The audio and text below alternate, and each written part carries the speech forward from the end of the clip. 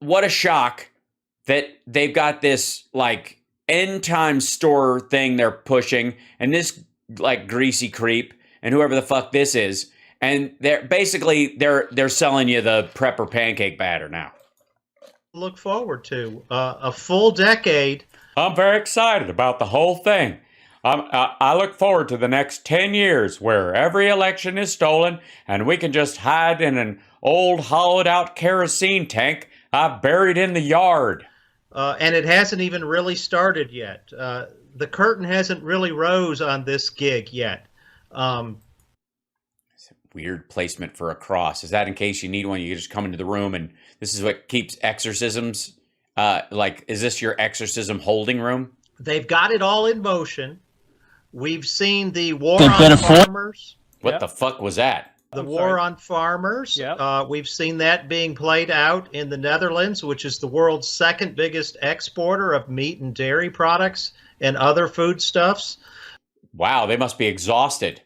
Paying farmers to destroy crops and to cull their herds. Yeah, they're basically just they're intentionally starving the world. And we've seen food processing plants coming under what appears to be some sort of sabotage, with hundreds of them going up in flames over the last couple of years. Yeah, that's. They keep bringing this up too. Hold on one second.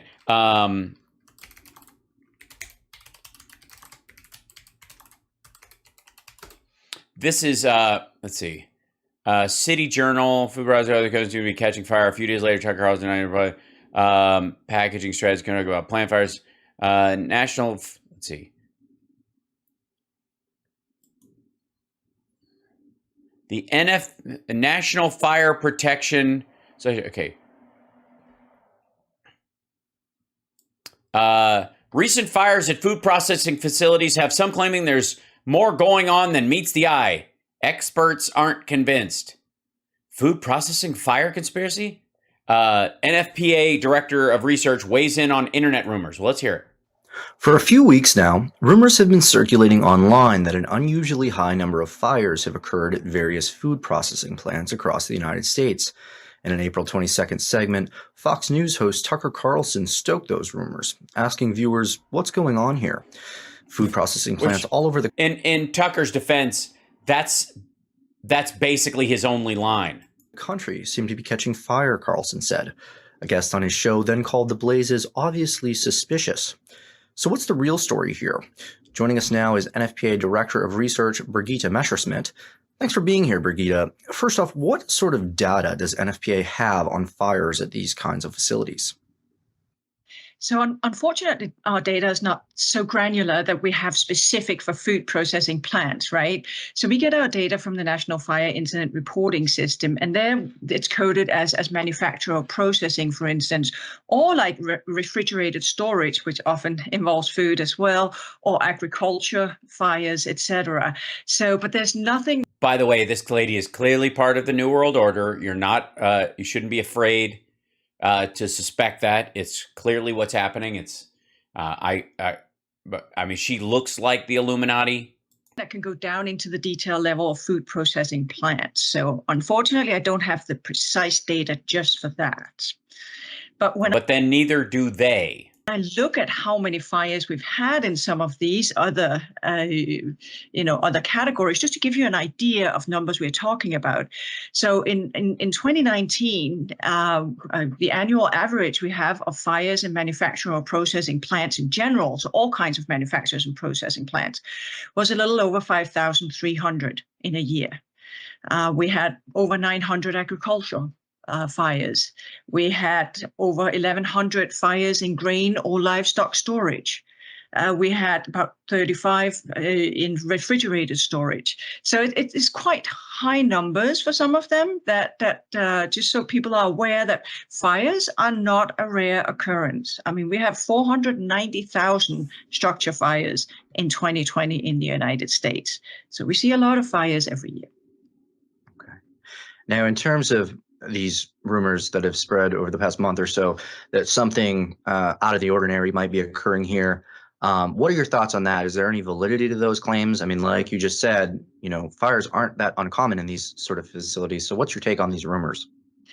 Well, to me, with the numbers I just gave you on the number of fires that we do have in facilities that could be of relevance to what this rumor is addressing, then the fact that we've had what are they saying, 16 or is it 22? I can't remember the number of fires in the first 4 months of 2022. Is not something that to me sounds particularly high when you have all these other fires happening in manufacturing and processing facilities. There you go.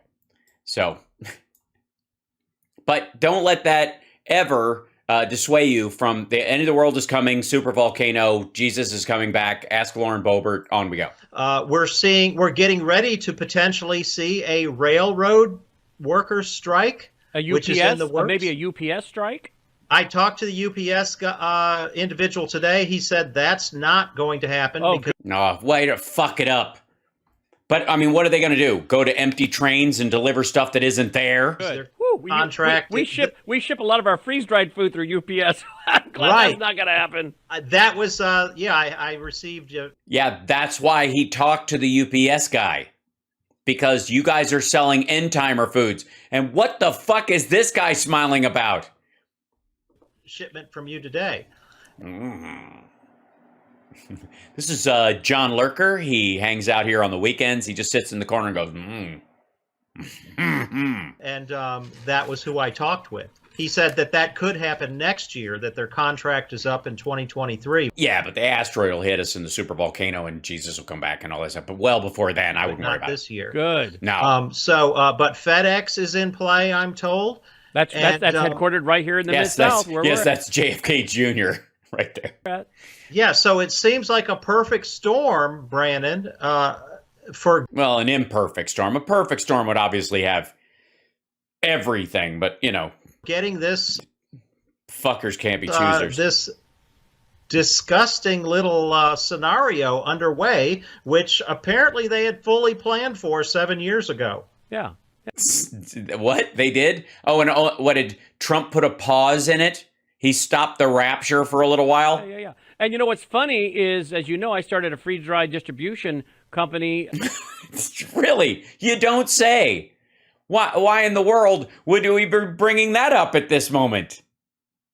With our broadcast network, a division, in 2016. I bought enough freeze-dried food for my family for quite some time. In 2013, finally... Yeah, and then Mike Pillow came along, and then you just now it's all just you got fresh meal service every day. I mentioned it on the air in 2016. I got all kinds of people saying, "What'd you get? Where'd you get it?" So we said, "Well, let's become distributors, and we'll use the resources as a big part of our general operating budget to buy more equipment, to fund our bandwidth bill, development of our website, all the things that I've been doing for so many years." And we've sold a lot of it. We still do, and people, of course, can order it at WVW. No, I'm not helping you with the ad, you motherfucker. That's not happening. Tonight, if they prefer to order over the phone. Fuck you. But do you know that the administrator... I gotta say, I find it particularly aggravating. Hold on.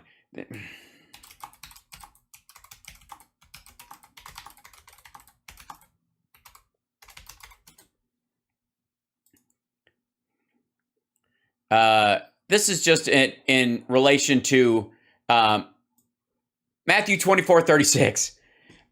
No one knows the day or the hour when these things will happen, not even the angels in heaven nor the Son himself. Only the Father knows. So even Jesus doesn't know when Jesus is coming back. And the fact that these motherfuckers think that they can call the end times is the biggest dick move in Christianity. It is fucking gross.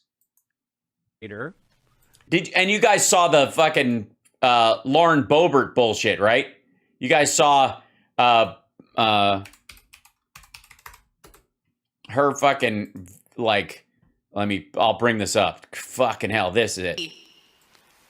The end draw near. Oh God, just she's got a longer version. Hold on, there's a longer one than that. That one's like 36 seconds. Yeah, here you go. Verse 16, we'll go down a little farther, and it says, oh, wait. This is earlier in her fucking thing. She's giving a sermon. Okay, where's the end times part? She does this a bunch, but maybe this is it. Yeah, here it is. as you see the end draw near. We know that we are in the last of the last days. No, you're fucking not. And the last of the last days? How do you know we're not in the middle of the last days? What if and since God's days apparently translate to billions of years, let me do the math. Fuck you. What? The end is. Why can't she just be standing at an off ramp with an "end is nigh" sign on her? But it's not. Why don't you just fucking sandwich board it at this point? Time to complain about it. No, I mean, why would you complain about the world ending? I was going to make espresso. It's not a time to get upset about it. No, why would anybody be upset that their children are going to go through the tribulation? This is a time to know that you were called to be a part of these last days. Yeah, it's not, there's not a crafts brigade in the fucking rapture, dummy. This is some Kirk Cameron tribulation force bullshit. No, 100 times no. You get to have a role in ushering in the second coming of. No, you don't, you crazy motherfucker. No, you do not. You absolutely do not. And even, again, fuck off. Jesus. How cool is that? It's just awesome.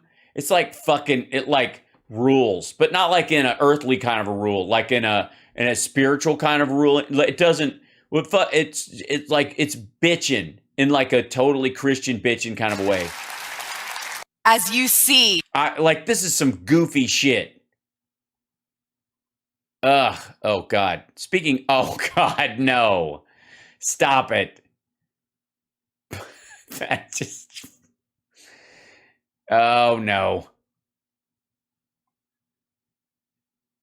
Hey, this is MAGA, folks. Yeah. Oh, I dismissed AOC's claims sexist. You guys, okay, this is how she is over 13 million followers. Said people don't hate her. They just don't like her politics. Okay, blah, blah, blah. Just like the idea that it's the goddamn end times. It's just honestly, it's a dick move. The ghostwriter for a well-known national Bible teacher on the West Coast was on social media mocking me and my organization for offering freeze-dried food. Well, yeah, I mean, how are you going to unfreeze it? There are no microwaves in heaven. I think this individual could go a long time without having to worry about that personally, but isn't it that's a fat joke, I think. Interesting that the Bible... I don't know. These guys might know. This guy definitely knows. Whatever the joke is, this guy's in on it. Bible people, the ministries, the pastors, the shepherds that should be warning the flock instead when we know... Oh, go flock yourself. What we know and they don't know because, again, most pastors have dropped the ball. Most, yeah. That's the thing with pastors, you know what I mean? They're only interested in nickels and noses for the most part, a lot of them. You find nickels and noses. You mean people in church giving small amounts as opposed to the big scratch, the big end times cash there, Brandon? Their PhDs aren't legitimate. They don't write their own books. There's a... No, they obviously have a fat dude on Twitter who thinks you're a fucking lunatic who writes their books. Duh. If the people knew the truth about the evangelical world and pull the curtain back, they'd vomit. But there you go. Well, I like my work is done here. Where's my fucking popcorn in this? This is what passes for right-wing media. Yeah. I don't know why like atheists in the world feel like they have to work this hard. This guy's doing all your work for you. The reality is, no, it's true. And Tom Littleton knows everything I'm saying to be true and then some. He's shaking his head. Yeah, well, yeah. Oh, yeah. Yeah. Yes. And maybe one of these days I'll... Yeah, does he do anything else but shake his head? Yes. Write a book and spill my guts, what I really know. I don't think people... people could handle it. I'll let Tom comment, but I seriously don't think most people could handle what we really know. Yeah, but nobody's going to be reading a book during the rapture, and that's, I mean, we're on the fucking clock, buddy. By the way, so the reality is the churches should be warning people, preparing people for the single mother, for the woman who is a widow, whose husband obviously has died. Obviously, that's otherwise technically not a widow. I see where you're going. All right. Maybe she doesn't have children. Maybe she doesn't have. Maybe he's just missing. Maybe she's still a suspect. Maybe I've been watching too much Discovery Plus. Children in the area to take care of her, and the churches should be on the front line preparing. No, they're not. They're not even warning. Most of them are mocking, as is this administrator and executive director of one of the biggest Bible ministries in America on the West Coast, mocking us for telling people, you better be prepared for what's coming. And yes, mocking you for claiming you know when the world is going to end, when the very root of that guy's religious practice, and allegedly yours, says you won't fucking know. This is what goes on at Frank's speech all day, every day. I feel like this is a little Whitman sampler. This jackass and this sucker paid this dude to sell pancake batter and freeze-dried fear to preppers all over the fucking world on this shitty, chintzy little knockoff channel, trying to like drum up some of that Flashpoint scratch.